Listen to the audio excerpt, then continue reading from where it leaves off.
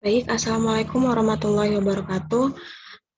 Yang terhormat Ibu Nina selaku dosen pengampu mata kuliah Perekonomian Indonesia serta teman-teman mahasiswa yang berbahagia. Baik, pada kesempatan kali ini kami dari kelompok 3 akan mempresentasikan mengenai efektivitas pengeluaran pemerintah pada program bantuan sosial. Sebelumnya, izinkanlah kami untuk memperkenalkan anggota dari kelompok 3. Yang pertama ada saya sendiri, Aulia Nur Afidia dengan NIM akhir 003. Kemudian ada Dwi Gladys Yulia Sasianti dengan NIM akhir 004. Kemudian ada Elsanda Yuni Amira dengan NIM akhir 013. Aminatul Zulfa dengan NIM akhir 115. Rizka Stepani Pratiwi dengan NIM akhir 122. Nisa Adlina dengan NIM akhir 243 dan Zahra Aurenia Jauhari dengan NIM akhir 242. Baik, untuk konten yang akan kami bahas, di sini yang pertama ada pengertian dan jenis, kemudian tujuan dan target, sampai dengan akhir nanti adalah kesimpulan. Untuk pembahasan yang pertama di sini mengenai pengertian dari bantuan sosial. Jadi bantuan sosial di sini itu berupa pemberian bantuan yang bersifat secara tidak terus-menerus dan dilakukan dengan selektif berupa uang tunai, kemudian bantuan barang atau jasa maupun pendidikan dan pelatihan yang diberikan kepada masyarakat dengan tujuan untuk meningkatkan kesejahteraan masyarakat dan mengurangi kesenjangan sosial.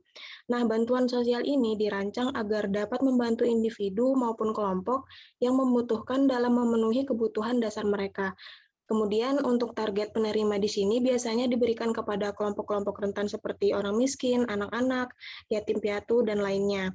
Nah, dalam hal ini setiap pemberi bantuan sosial atau pemerintah dan juga penerima bantuan sosial yaitu masyarakat tentu harus memiliki kewajiban untuk mempertanggungjawabkan setiap bantuan sosial sesuai dengan ketentuan yang berlaku.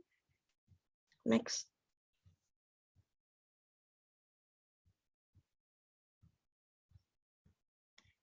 Baik, yang selanjutnya di sini terdapat undang-undang yang terkait dengan program bantuan sosial.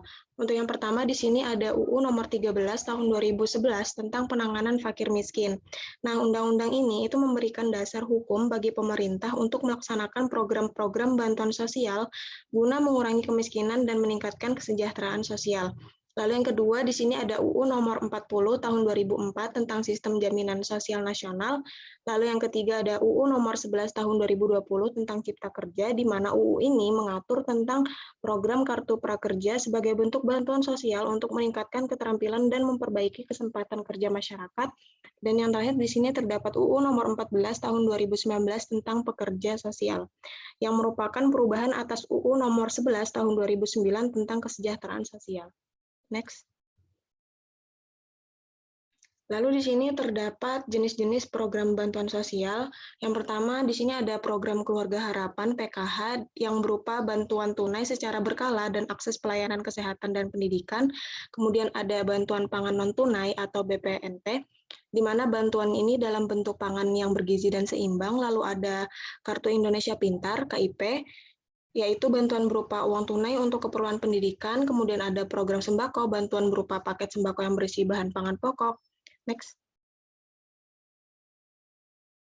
Lalu di sini ada juga program KUR, yaitu kredit usaha rakyat, yang membiayai pelaku UMKM yang sulit mendapatkan akses pembiayaan dari sektor perbankan formal. Kemudian ada program jaminan kesehatan nasional, yaitu program asuransi kesehatan yang dikelola oleh BPJS. Lalu ada program bantuan langsung tunai yang berupa uang tunai maupun bantuan lainnya.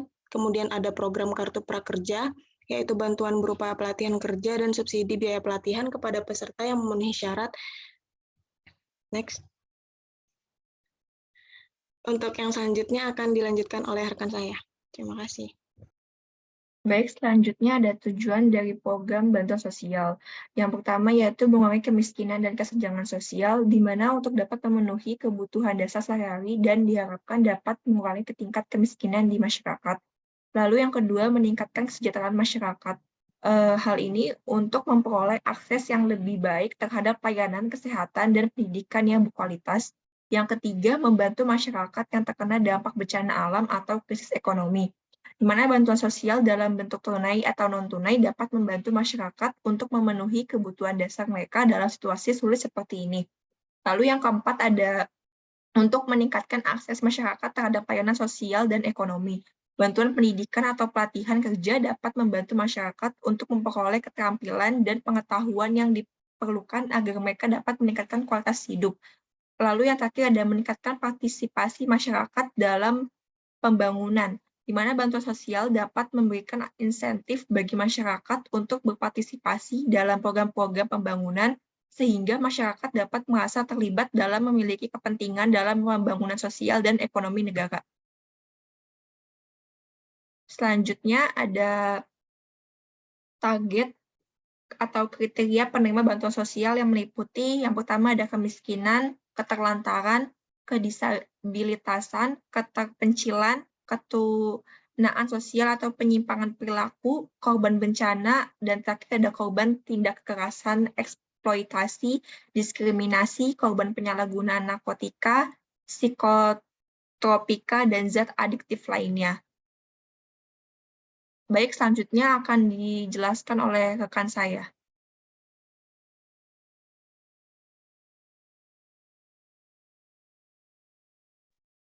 Baik, selanjutnya ada indikator efektivitas. Yang pertama itu ada ketepatan sasaran, sosialisasi program, tujuan program, dan pemantauan program. Ketepatan sasaran itu yaitu sasaran yang akan dijadikan sebagai partisipan penerima program dari pemerintah telah tepat agar program yang dilakukan bisa membantu warga miskin. Penanda ketepatan sasaran program adalah melihat sejauh mana informasi penerima program cocok dengan sasaran yang telah ditetapkan oleh kriteria BPS dan informasi DTKS atau data terpadu kesejahteraan sosial. Lalu sosialisasi program itu menyampaikan data program kepada warga, terkhusus melakukan sosialisasi secara langsung agar warga dapat mengetahui tujuan dari program yang akan dilakukan. Sedangkan tujuan program itu aspek utama dalam memastikan daya guna suatu program, apakah tujuan yang direncanakan cocok dalam penerapannya. Pencapaian tujuan program ialah untuk mengetahui sejauh mana kesesuaian antara hasil penerapan dengan tujuan yang diresmikan. Lalu ada pemantauan program. Pengawasan terhadap program yang dilaksanakan agar dapat mengidentifikasi penerapan yang telah dilakukan. Next.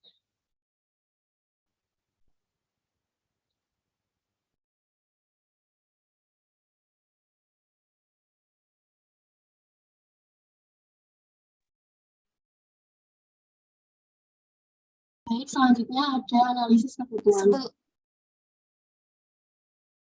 Mohon maaf untuk Gladys. Ya. Lalu ada faktor pendukung, di situ ada kualitas aparatur, kompetensi administrator, sarana dan prasarana, dan pengawasan.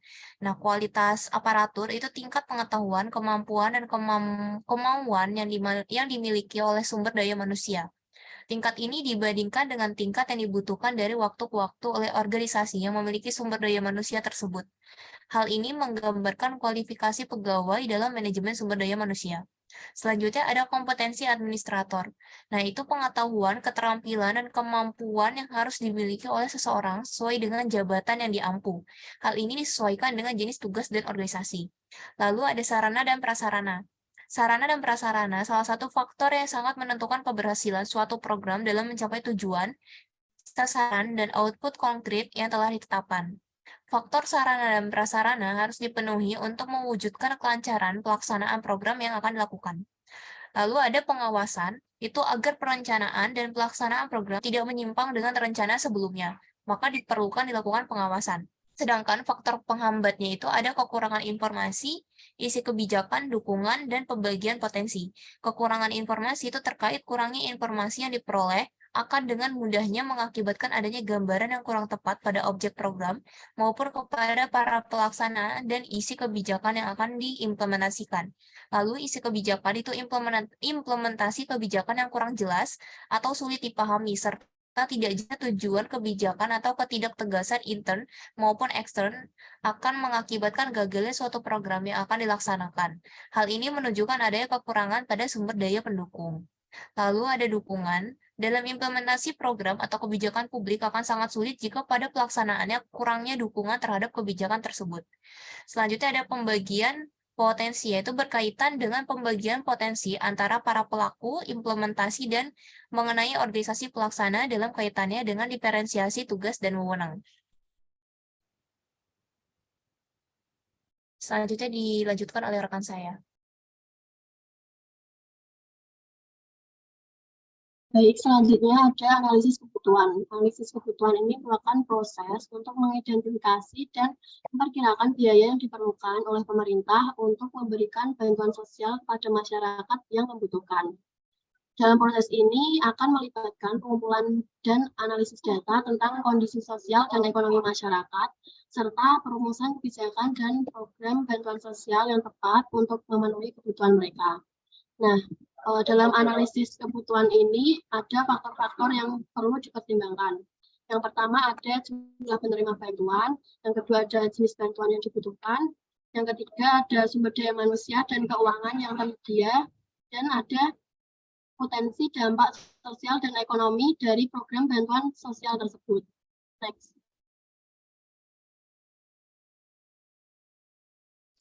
Nah, dalam tabel ini ada tabel anggaran belanja pemerintah pusat berdasarkan fungsi.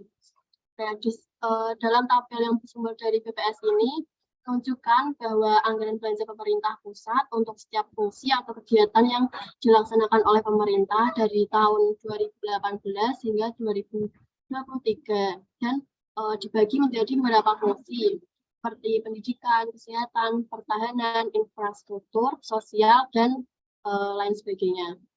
Jumlah anggaran belanja pemerintah menurut fungsi tersebut yang paling banyak dianggarkan adalah pelayanan umum. Kemudian disusul dengan ekonomi dan perlindungan sosial. Nah, anggaran yang dibuat pemerintah itu tiap tahunnya selalu meningkat berdasarkan tabel tersebut. Nah, menurut Wagner dalam Ferry, kenaikan pendapatan per individu di suatu negara akan berdampak pada peningkatan pengeluaran pemerintah yang relatif lebih besar, terutama karena pemerintah harus mengatur hubungan sosial, hukum, pendidikan, kebudayaan, dan lain sebagainya. Next.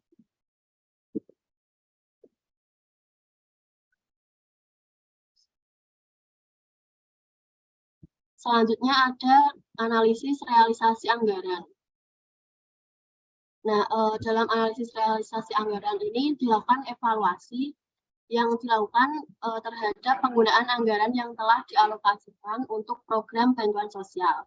Tujuan dari analisis ini adalah untuk mengetahui sejauh mana program tersebut telah terrealisasi dan memberikan manfaat yang diharapkan bagi masyarakat penerima bantuan. Dalam analisis ini akan dievaluasi seberapa banyak dana yang telah digunakan, serta bagaimana penggunaannya. Hal ini meliputi pengecekan apakah dana tersebut digunakan untuk tujuan yang tepat, apakah pengelolaannya telah sesuai dengan aturan yang berlaku, dan apakah bantuan sosial tersebut telah sampai pada masyarakat penerima sesuai dengan ketentuan yang ditetapkan. Next. Nah, dalam tabel berikut ada tabel realisasi pengeluaran pemerintah daerah Kabupaten Palu menurut fungsi. Nah, dari tabel tersebut menginformasikan tentang realisasi pengeluaran pemerintah daerah menurut fungsi. Yang informasi yang dapat didapat dari tabel tersebut dapat mengetahui seberapa banyak anggaran yang dikeluarkan oleh pemerintah daerah Kabupaten Palu pada tahun 2017 sampai 2019 berdasarkan jenis fungsi yang dilakukan. Pengeluaran pemerintah daerah yang tercakup dalam tabel ini ada pelayanan publik, kesehatan, pendidikan, dan infrastruktur. Realisasi pengeluaran pemerintah berdasarkan fungsi di tabel tersebut pada tahun 2018 mengalami penurunan. Namun pada tahun 2019 terjadi sedikit kenaikan pada semua fungsi. Hal ini dapat menjadi tanda yang cukup baik bahwa realisasi pengeluaran pemerintah dilakukan dengan lebih baik di tahun tersebut. Nah, dengan memperhatikan realisasi pengeluaran pemerintah daerah tersebut, bisa dilakukan perbandingan antara alokasi anggaran yang dialokasikan dengan tujuan yang hendak dicapai. Misal pada pengeluaran fungsi perlindungan sosial relatif rendah dibandingkan dengan fungsi yang lain. Maka dapat dikaji bahwa apakah program dan kebijakan pendidikan yang telah dilakukan oleh pemerintah daerah telah efektif atau perlu ditingkatkan. Dengan demikian, data realisasi pengeluaran pemerintah daerah menurut fungsi ini dapat memberikan masukan yang berharga bagi pemerintah daerah untuk mengevaluasi kinerja dan program kebijakan, serta untuk melakukan perencanaan anggaran di masa yang akan datang. Sekian, selanjutnya akan dijelaskan oleh rekan saya.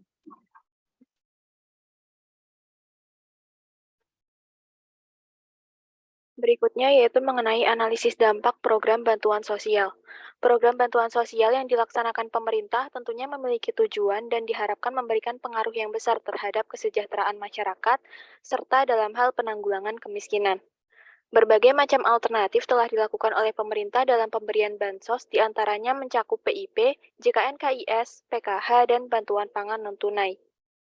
Pemberian bantuan sosial oleh pemerintah ini memiliki efek positif seperti memungkinkan masyarakat untuk mengelola hasil bantuan sosial sehingga dapat memberdayakan kehidupan mereka, memberikan perlindungan sosial terhadap masyarakat dari kemiskinan, menawarkan fasilitas kesehatan masyarakat secara gratis, dan membantu masyarakat dalam meningkatkan perekonomian. Next slide. Dari setiap program bansos itu memiliki dampak dan pengaruhnya masing-masing. Misalnya untuk analisis dampak PIP, jadi melalui program Indonesia Pintar, pemerintah berupaya untuk mencegah peserta didik dari putus sekolah dan diharapkan program ini dapat membantu menarik kembali peserta didik yang telah putus sekolah agar dapat melanjutkan kembali pendidikannya. Nah, berdasarkan data yang diambil dari BPS di atas, itu terkait tingkat penyelesaian pendidikan menurut jenjang pendidikan dan kelompok pengeluaran. Dapat dilihat pada kelompok pengeluaran terbawah atau tergolong masyarakat miskin di setiap jenjang pendidikan, tiap tahunnya selalu mengalami peningkatan dari tahun 2020 hingga tahun 2021.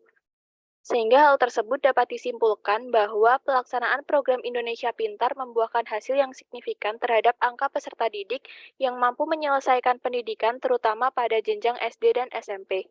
Namun untuk jenjang pendidikan SMA masih menghasilkan presentase yang cukup rendah dibandingkan dengan masyarakat kelompok menengah. Sehingga pemerintah perlu melakukan strategi atau kebijakan lain supaya dapat meningkatkan persentase peserta didik yang menyelesaikan pendidikan hingga ke jenjang SMA. Next slide. Berikutnya mengenai program Jaminan Kesehatan Nasional atau JKN-KIS. Efek positif terlihat di kalangan masyarakat Indonesia sebagai akibat dari program Jaminan Kesehatan Nasional ini. Bahkan, program JKN-KIS di Indonesia memiliki peserta terbanyak di seluruh dunia. Adanya persamaan hak dalam mengakses layanan kesehatan menjadi faktor utama dari program ini yang dapat meningkatkan akses penduduk ke layanan kesehatan dan kesehatan pun membaik secara keseluruhan. Hingga 30 September 2021 terdapat 226,3 juta peserta JKN-KIS atau sekitar 83% dari total populasi Indonesia. Meskipun demikian, kerjasama antara pemerintah, BPJS Kesehatan, dan pihak lain diperlukan untuk menjaga keberlangsungan keuangan jangka panjang program JKN-KIS seperti pemanfaatan yang abnormal harus dikontrol, tarif layanan harus dirasionalisasi, menetapkan iuran yang ideal, dan tata kelola kepesertaan yang harus dioptimalkan. Next slide.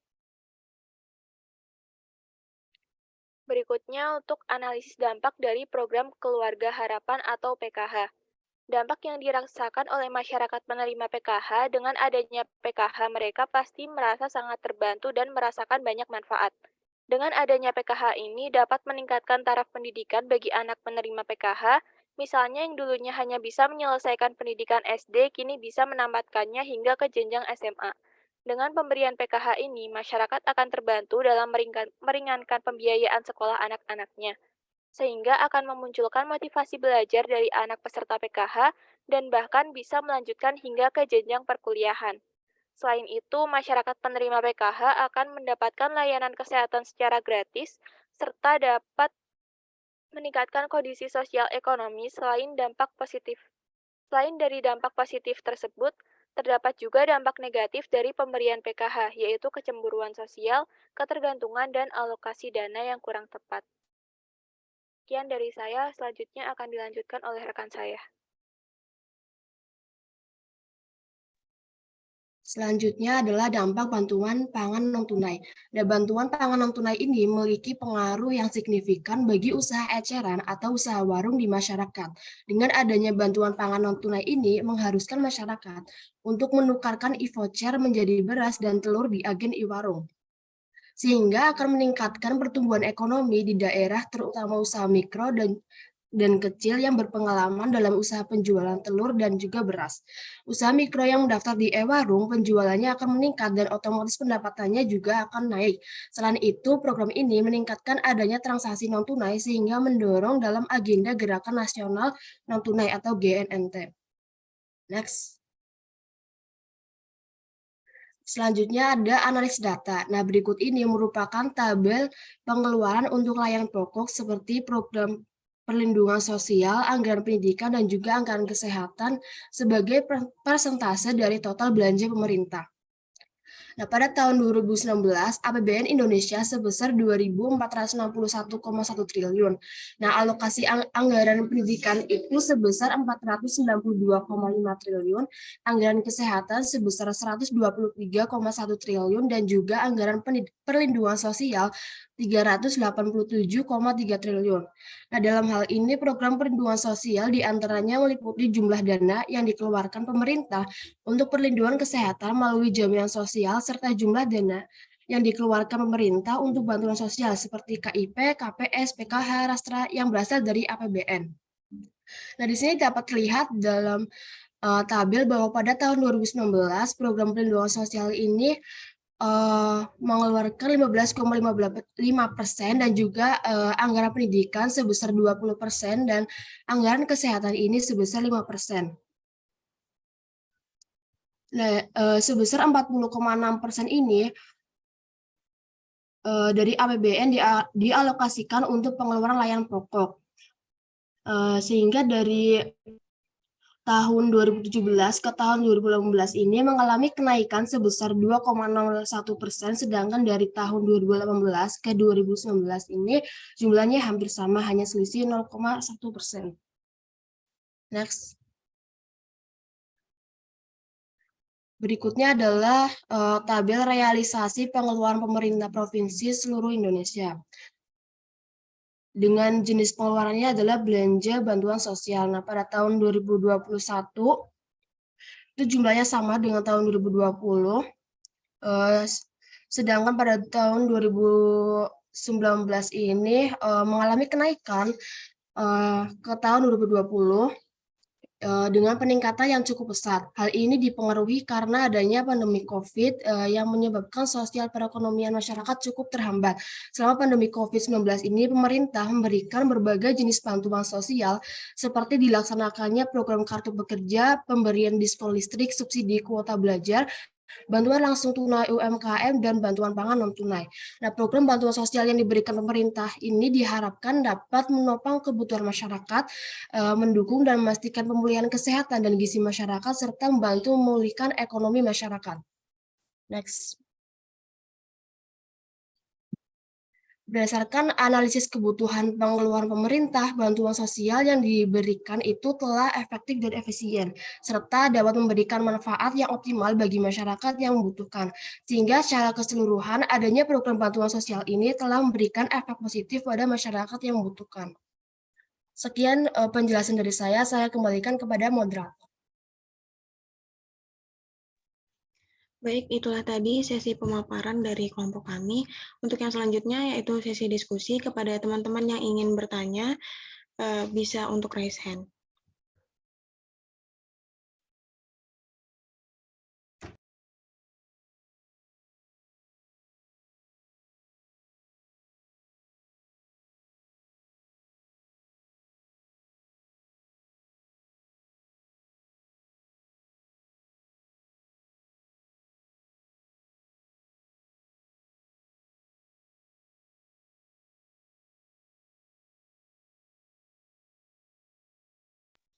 Kepada Eles, dipersilahkan.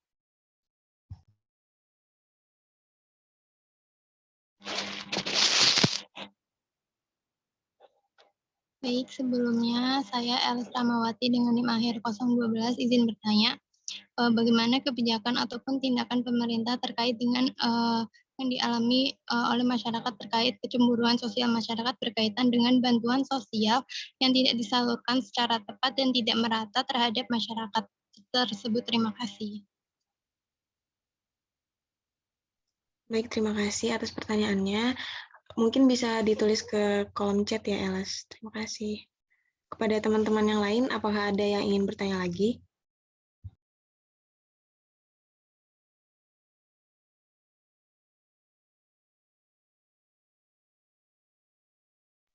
Kepada Rivaldi, dipersilakan. Baik, terima kasih atas kesempatannya. Saya Valdi dengan NIM 009. Mohon izin tanya, bagaimana pemerintah dapat memastikan bahwa alokasi pengeluarannya itu adil dan merata di seluruh wilayah Indonesia, khususnya bagi daerah-daerah yang memang dia lebih terpinggirkan dan juga kurang berkembang. Nah, itu pemerintah gimana tuh cara mastiin bahwa alokasi pengeluarannya itu merata gitu? Terima kasih. Baik, terima kasih atas pertanyaannya. Dimohon untuk menuliskannya di kolom chat lagi. Dari kelompok kami masih membuka untuk satu pertanyaan lagi. Apakah dari teman-teman ada yang ingin bertanya?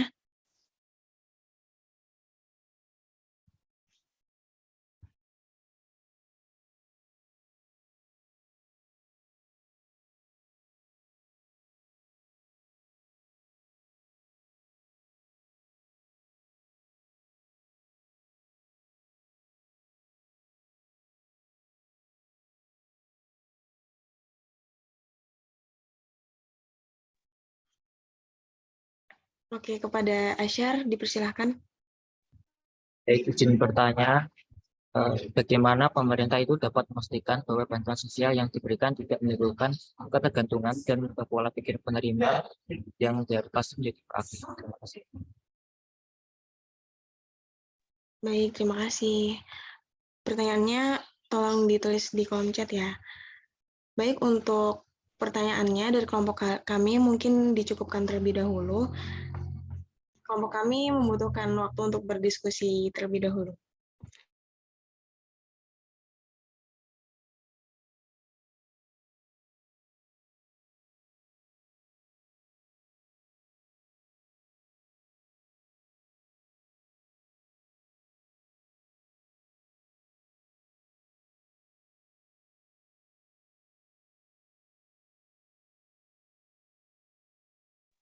Kepada teman-teman kelompok 3, apakah ada yang ingin menjawab?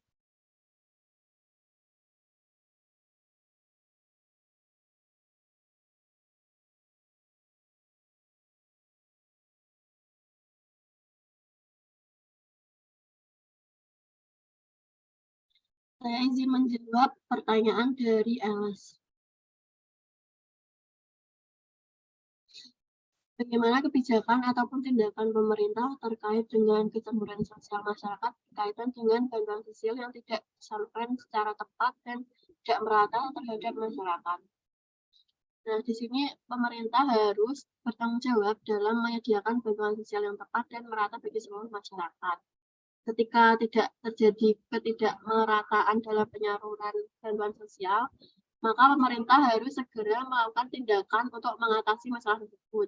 Nah, salah satu caranya dapat dilakukan dengan melakukan peninjauan ulang sistem penyaluran bantuan sosial agar lebih efektif dan efisien dalam menjangkau seluruh lapisan masyarakat yang berhak menerima bantuan.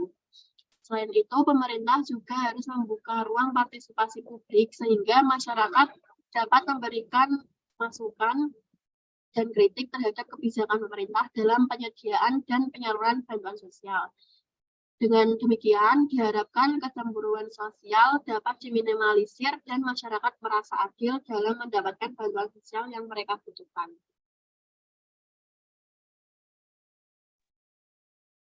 Izin menambahkan terkait pertanyaan dari Elas, yaitu bagaimana kebijakan ataupun tindakan pemerintah terkait dengan kecemburuan sosial masyarakat berkaitan dengan bantuan sosial yang tidak disalurkan secara tepat dan tidak merata terhadap masyarakat. Jadi itu kecemburuan sosial masyarakat itu dapat memicu ketidakpuasan dan ketidakpercayaan terhadap pemerintah. Nah, oleh karena itu pemerintah harus mengambil kebijakan dan tindakan seperti transparansi dan akuntabilitas. Jadi itu pemerintah harus melakukan transparansi dalam proses penyaluran bantuan sosial, termasuk menginformasikan secara terbuka mengenai anggaran, sumber dana, dan mekanisme penyaluran. Selain itu, pemerintah juga harus mengawasi dan memastikan bahwa bantuan sosial disalurkan dengan tepat dan merata kepada seluruh masyarakat yang membutuhkan. Yang kedua itu peningkatan koordinasi. Pemerintah dapat memperkuat koordinasi dengan lembaga dan organisasi non-pemerintah yang terlibat dalam penyaluran bantuan sosial. Dengan cara ini, pemerintah dapat memastikan bahwa penyaluran bantuan sosial dilakukan dengan tepat, merata, dan sesuai dengan kebutuhan masyarakat. Yaitu selanjutnya peningkatan teknologi. Misalnya pemerintah dapat menggunakan aplikasi atau platform online untuk mempermudah proses pendaftaran dan pengelolaan data penerima bantuan serta meminimalkan risiko kecurangan atau penyaluran yang tidak tepat sasaran. Selanjutnya, peningkatan pengawasan dan sanksi. Pemerintah dapat meningkatkan pengawasan dan memberikan sanksi bagi pihak-pihak yang melakukan kecurangan atau penyaluran yang tidak tepat sasaran. Hal ini dapat meningkatkan efektivitas dan efisiensi penyaluran bantuan sosial secara keseluruhan. Terima kasih.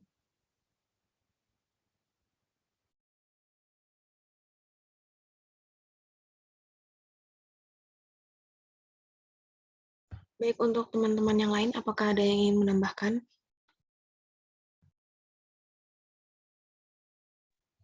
Izin menanggapi. Jadi saya Siti Nurhalimah dengan NIM belakang 094 terkait dengan kecemburuan sosial itu kan terkait dengan mindset dari masyarakat ya, cara pandang masyarakat, artinya supaya tidak timbul kecemburuan sosialnya harus dirubah cara pandangnya. Nah, untuk merubah cara pandang itu kan mungkin bisa dilalui lewat pendidikan. Nah, sehingga mungkin masyarakat itu diarahkan atau dibiasakan untuk tidak menjadi mental penerima, tapi juga sebagai mental pemberi. Mungkin seperti itu, sedikit tambahan dari saya. Terima kasih. Baik, terima kasih atas tambahannya. Kepada teman-teman yang lain, apakah ada yang ingin menambahkan lagi?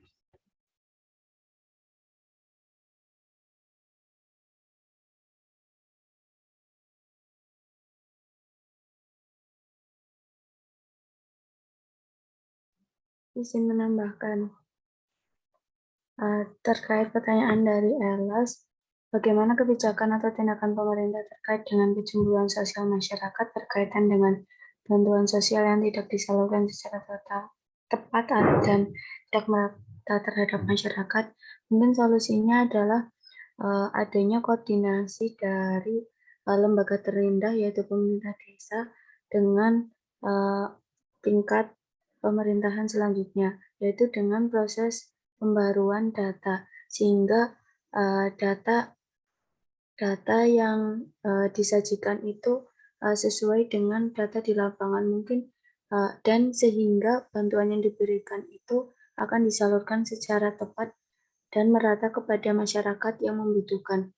Mungkin terjadi kecemburuan sosial itu karena kurang tepatnya bantuan yang disalurkan kepada masyarakat yang mungkin udah mengalami kenaikan dari taraf ekonomi. Ini itu saja. Terima kasih. Terima kasih atas tambahannya. Kepada teman-teman yang lain, apakah ada yang ingin menambahkan lagi? Jika tidak ada, mungkin dari kelompok kami akan menjawab pertanyaan selanjutnya.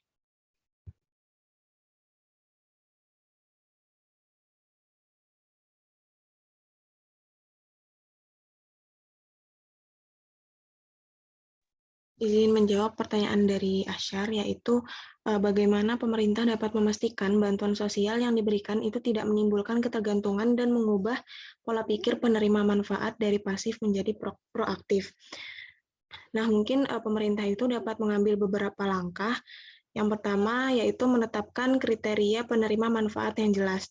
Jadi pemerintah itu harus menetapkan kriteria penerima manfaat yang jelas dan terukur sehingga hanya orang-orang yang benar-benar membutuhkan bantuan sosial saja yang dapat menerima bantuan tersebut. Nah, kemudian yang selanjutnya ada mengembangkan program pelatihan.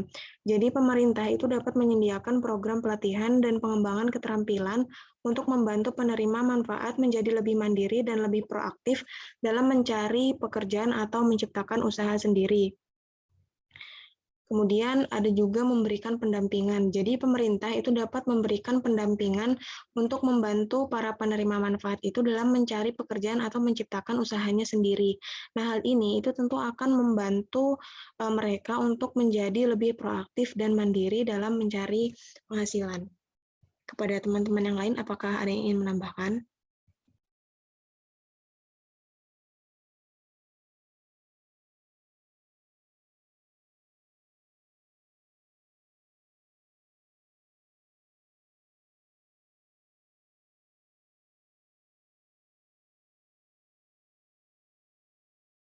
Saya izin menambahkan, jadi selain yang tadi sudah disebutkan oleh rekan saya, itu dapat juga pemerintah dapat meningkatkan kualitas bantuan sosial yang diberikan sehingga penerima manfaat itu dapat menggunakannya sebagai modal awal untuk meningkatkan kesejahteraan mereka. Nah, bantuan yang diberikan ini harus sesuai dengan kebutuhan dan potensi penerima manfaat serta memberikan dukungan dalam jangka panjang untuk meningkatkan kemandirian finansial mereka. Lalu juga pemerintah dapat memberikan bantuan dalam bentuk stimulan seperti memberikan bantuan dalam bentuk modal usaha atau program pemberdayaan ekonomi sehingga penerima manfaat memiliki insentif untuk mandiri secara finansial dan tidak tergantung pada bantuan sosialnya.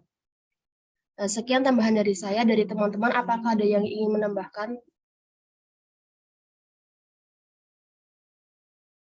Izin menambahkan untuk mungkin dari pendapat saya, pemerintah dapat bermitra dengan organisasi masyarakat yang memberikan layanan dukungan seperti konseling, pendampingan, atau pengasuhan anak untuk membantu penerima manfaat mengatasi hambatan swasembada dan menciptakan jaringan dukungan bagi penerima manfaat dan membantu mereka membangun hubungan dengan orang lain di komunitas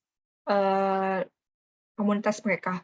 Lalu memberikan kesempatan untuk pekerjaan sukarela. Pemerintah dapat memberikan kesempatan kepada penerima manfaat untuk terlibat dalam pekerjaan sukarela dan memberikan kembali kepada komunitas mereka. Hal ini dapat membantu membangun kesadaran akan tujuan dan harga diri serta dapat membantu penerima manfaat mengembangkan keterampilan dan koneksi yang dapat mengarah pada kesempatan kerja di masa depan.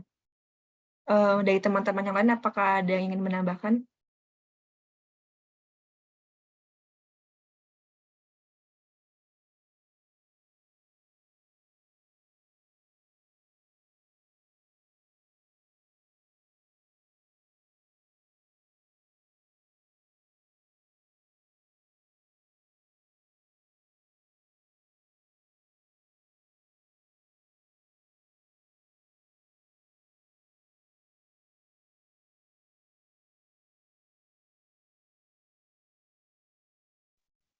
Baik, sepertinya tidak ada, maka kelompok kami akan menjawab pertanyaan selanjutnya. Kepada teman-teman kelompok 3, dipersilakan.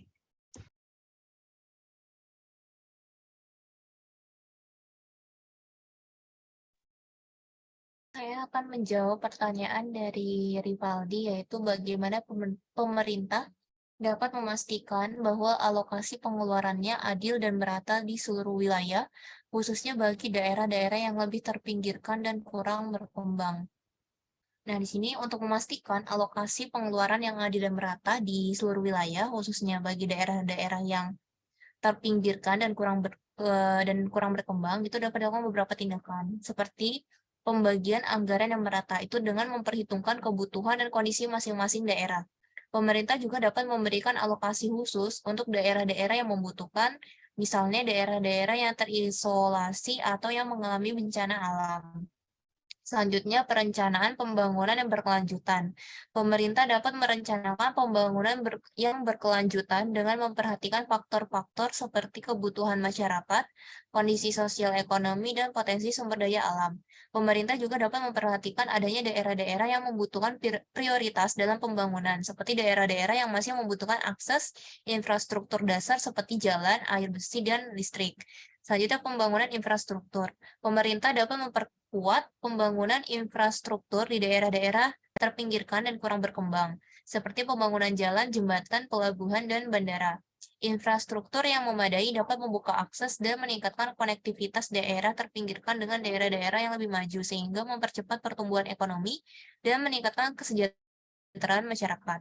Selanjutnya, pemberdayaan masyarakat. Pemerintah dapat memperkuat pemberdayaan masyarakat di daerah-daerah terpinggirkan dan kurang berkembang, seperti memberikan pelatihan dan pendidikan untuk meningkatkan keterampilan dan pengetahuan masyarakat dalam mengelola sumber daya lokal.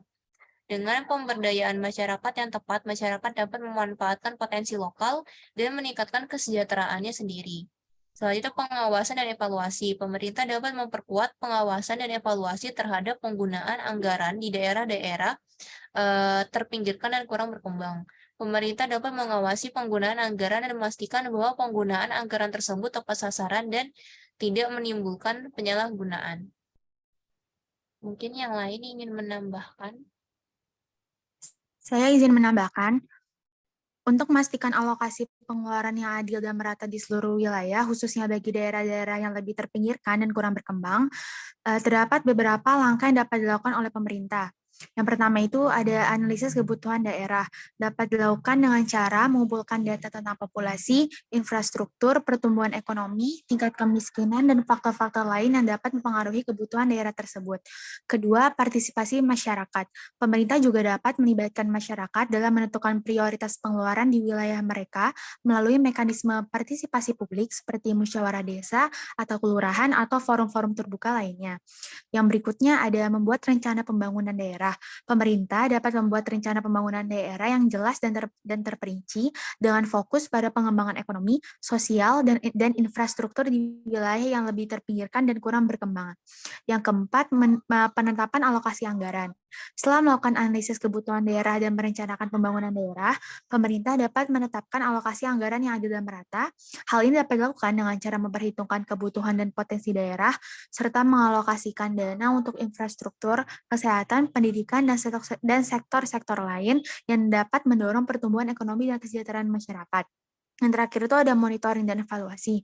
Setelah alokasi anggaran ditetapkan, pemerintah perlu memantau dan mengevaluasi penggunaan dana untuk memastikan bahwa dana tersebut digunakan dengan efektif dan efisien.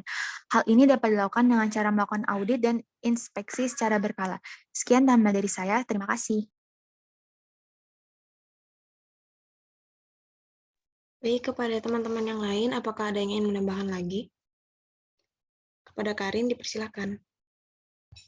Saya izin menambahkan, jadi tadi kan ditanya Mas Rivaldi, apakah pengeluaran baik dalam bentuk program itu dapat dipastikan merata atau tidak? Menurut saya itu masih kemampuan pemerintah itu berusaha untuk memastikan bahwa pengeluaran program ini dilakukan secara merata di seluruh wilayah, tidak luput dari dipastikan bahwa pengeluaran ini tersebut sepenuhnya merata. Jadi bisa merata dan tidak itu tergantung dari faktor yang dapat mempengaruhi efektivitas pengeluaran program ini, seperti perbedaan tingkat perkembangan, kurangnya transparansi, serta potensi tindak korupsi dan praktik nepotisme.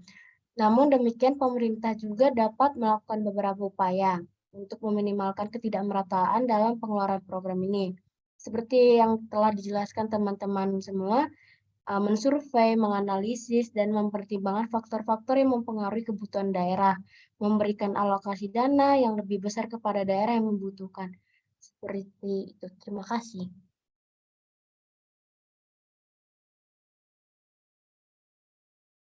Terima kasih atas tambahannya. Kepada teman-teman yang lain, apakah ada yang ingin menambahkan lagi?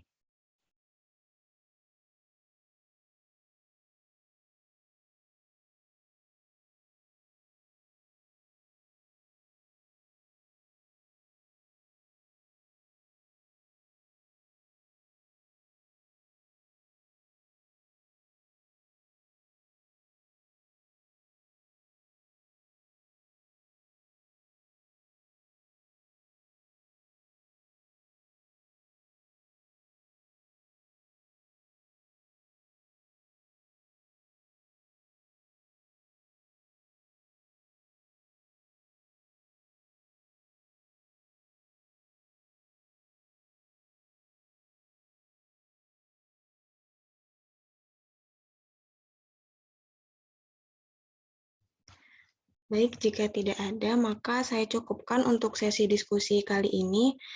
Saya mewakili teman-teman kelompok 3, mohon maaf apabila terdapat kesalahan. Akhir kata, wassalamualaikum warahmatullahi wabarakatuh. Selanjutnya, saya kembalikan kepada Ibu Nina.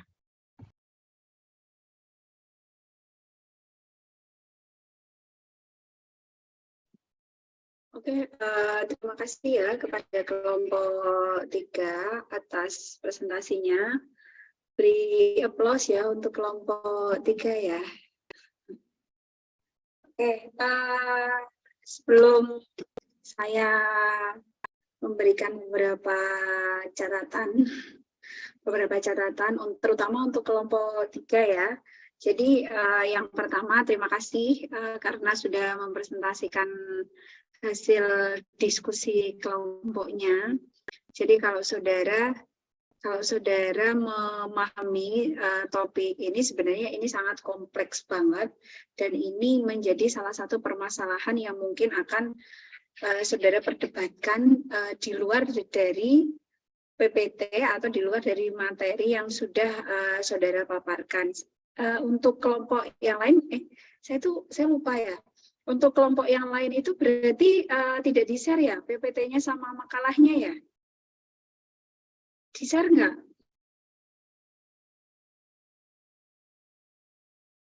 Yang kelompok 1, kelompok 2, sama kelompok 3 itu nge-share PPT-nya ke teman-teman yang lain nggak?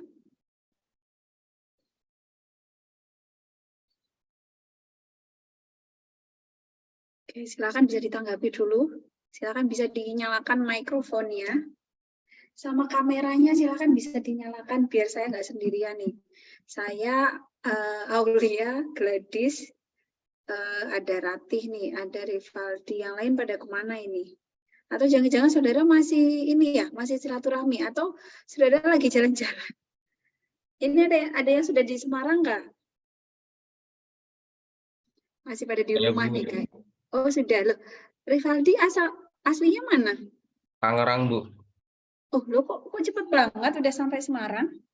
Ada beberapa urusan di sini, Bu. Oh iya. Oke, yang lain silakan bisa ditanggapi. Kalau yang kelompok 1, kelompok 2, dan kelompok 3 berarti PPT-nya ataupun makalahnya itu belum di-share sama sekali ya? Iya, Bu. Belum, nggak ada share ke teman-teman. Oh, ya. Jadi nanti untuk setelah ini nanti saudara bisa share, berarti untuk yang kelompok 4, 5, 6, saudara nanti bisa share sebelum presentasi ya, saudara bisa share PPT sama makalahnya ke teman-teman via WA aja nggak apa-apa. Jadi biar teman-teman yang lain itu bisa membaca, gitu ya. Baik, saya mohon izin untuk kelompok 3. Saya mau share screen PPT kalian nggak apa-apa ya? Oke, sebentar ini masih loading. Oke, sudah terlihat ya PPT-nya. Baik, sebenarnya yang menjadi topik kita itu adalah pengeluaran pemerintah. Cuma saya bisa memahami karena terlalu luasnya untuk topik pengeluaran pemerintah ini sehingga kelompok 3 itu hanya berfokus pada program bantuan sosial saja. Begitu ya? Betul nggak dari kelompok 3? Hanya fokus pada program bantuan sosial ya? Oke, jadi nggak masalah kalau saudara mengerucutkan ke program bantuan sosial, tetapi yang perlu kelompok 3 pahami sama teman-teman kelas ini pahami bahwa pengeluaran pemerintah itu dialokasikan tidak cuma untuk program bantuan sosial. Jadi pendapatan nasional suatu negara itu nanti alokasinya adalah untuk pengeluaran pemerintah. Nah, di dalam pengeluaran pemerintah nanti pos-posnya itu bisa macam-macam. Kalau program bantuan sosial itu hanya salah satu dan itu hanya sepersekian persen saja. Sedangkan pengeluaran pemerintah yang lain itu banyak. Salah satunya ini mohon maaf ya kalau sinyalnya rada terputus-putus. Oke,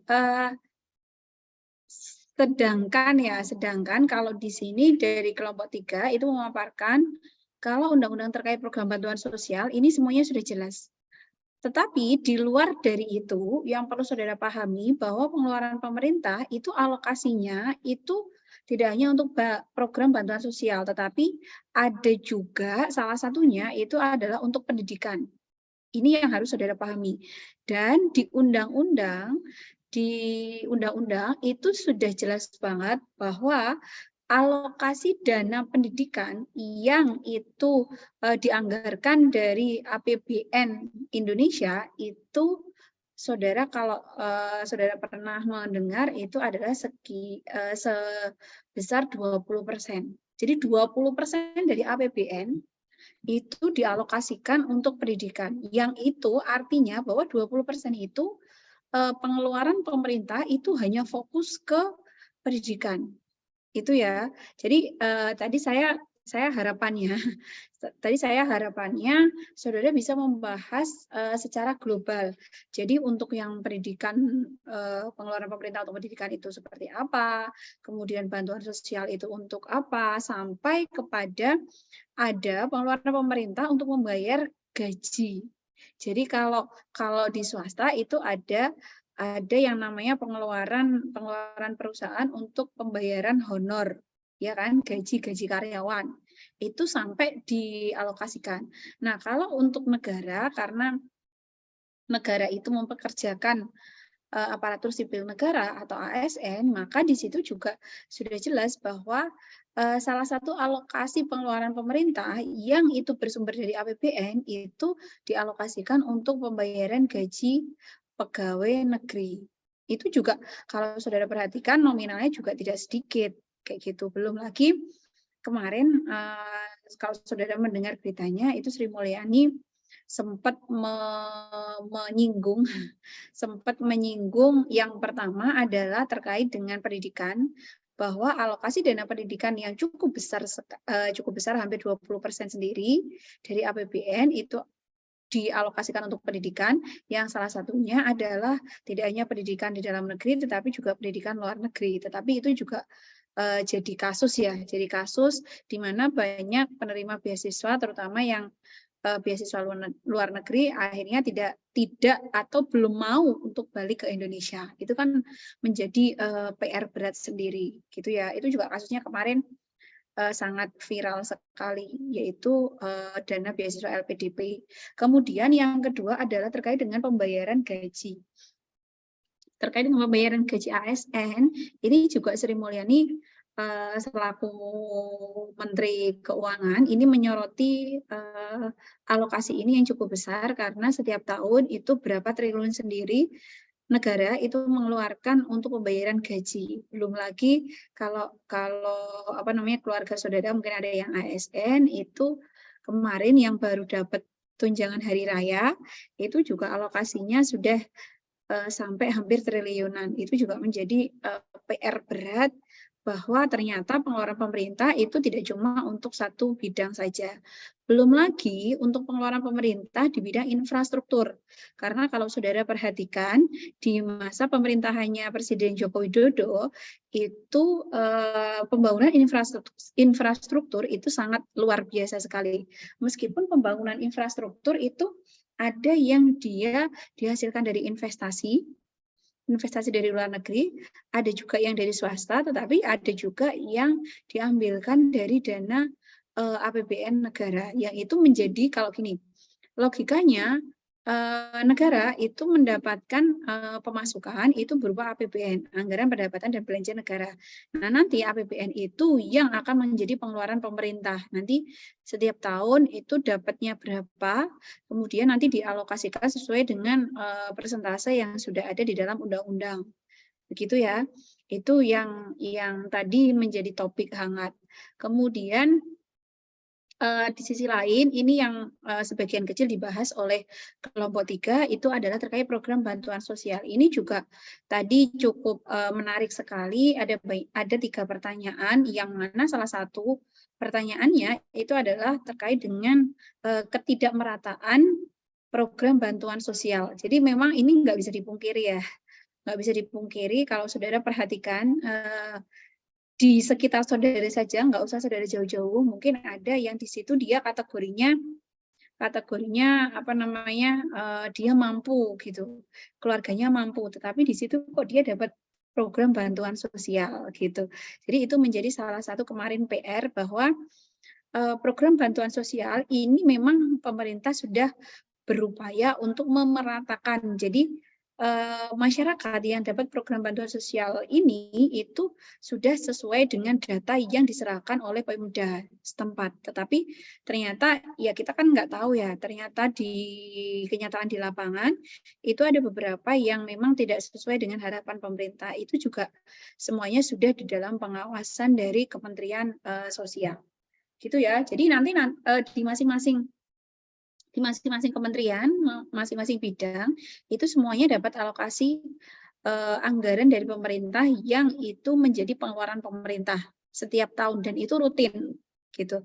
Jadi kalau pendidikan, kemudian ada apa namanya pembayaran gaji, kemudian belanja pemerintah itu kan sudah jelas ya.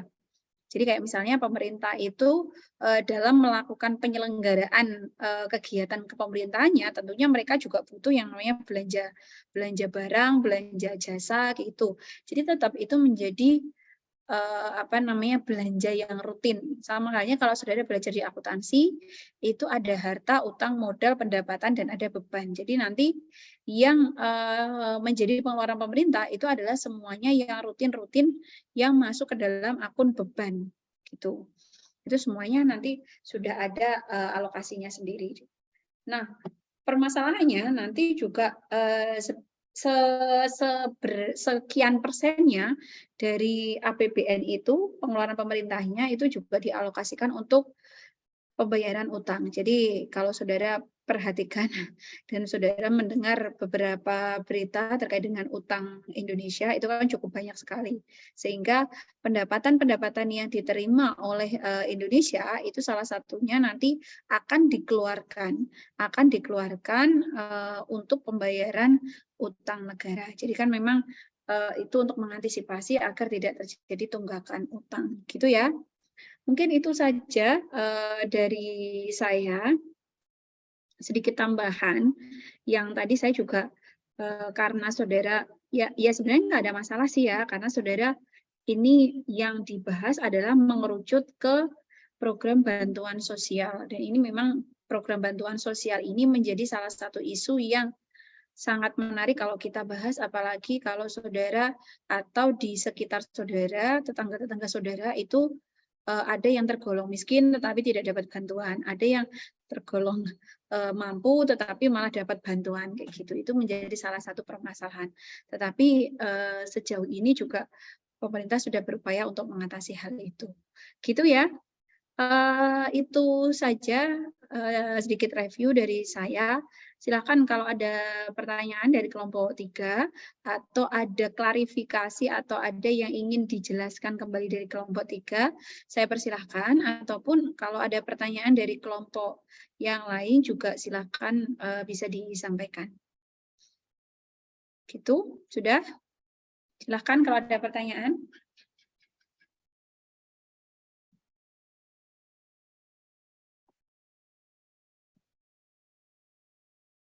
Tidak ada? Oke, kalau tidak ada berarti saya akhiri saja ya. Semakin cepat kita akhiri, kan biar saudara bisa melanjutkan yang mau berkunjung ke tetangganya atau mau jalan-jalan sore, silakan bisa dilanjut. Gitu ya? Cukup? Oke. Oke, ya kalau cukup sampai ketemu minggu depan. Minggu depan kita bisa ketemu offline ya?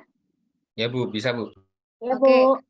Ya bisa lah minggu depan kan saudara hanya hari Senin saja yang kosong tuh, yang tanggal merah. Paling enggak nanti Rabu saudara sudah sampai di kampus, gitu ya. Baik, kalau tidak ada pertanyaan, saya cukupkan sekian untuk perkuliahan kita hari ini. Terima kasih atas partisipasi saudara. Untuk mulangnya, ini sudah saya isi, minta tolong untuk divalidasi ya. Jadi kita ini masih di pertemuan ke-11. Harusnya kita pertemuan ke-12 ya. Nanti minggu depan saya saya tambahkan lagi untuk mulangnya. Gitu. Sudah cukup? Kalau cukup, terima kasih atas partisipasi saudara pada sore hari ini. Saya nggak tahu ini yang lain pada kemana ini, kenapa sebagian besar ini kok off cam semuanya. Gitu ya. Sampai ketemu minggu depan. Selamat melanjutkan aktivitas. Mohon maaf lahir batin. Wassalamualaikum warahmatullahi wabarakatuh. Waalaikumsalam Waalaikumsalam warahmatullahi warahmatullahi wabarakatuh. wabarakatuh. Terima kasih, Bu. Terima kasih, Bu.